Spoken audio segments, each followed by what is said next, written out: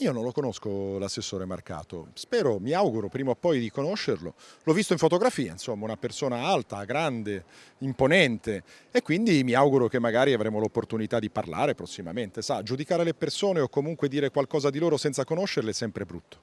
Torna in Veneto per la prima volta da vice di Matteo Salvini, il generale Roberto Vannacci, e puntualmente non si scompone né in volto né a parole alla domanda sui mal di pancia nella Lega seguiti alla sua nomina a vice segretario federale, se già non fossero bastati quelli per la sua candidatura alle elezioni europee.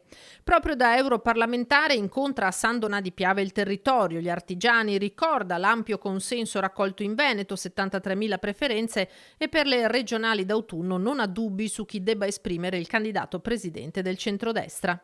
Il Veneto è stata una regione governata benissimo dalla Lega e quindi ritengo che il consenso ci sia e ritengo che la leadership della Lega debba essere riconfermata. Sono qua anche per questo, sono qua anche per portare ottimismo e per tastare il terreno, no? Facciamo lo shaping of the battlefield, la conformazione del terreno di battaglia per le prossime regionali. Terzo mandato, questione superata, le norme in vigore vanno rispettate, taglia corto Vannacci, e modificarle sotto elezioni saprebbe di provvedimento ad personam.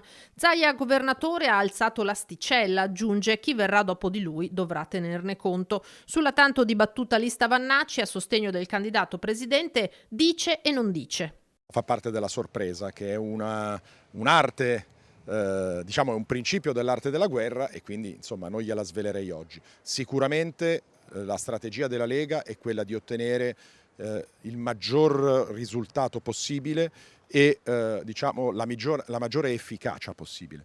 Quindi ci riuniremo, stabiliremo quali sono le tattiche e le strategie vincenti e poi passeremo in fase condotta.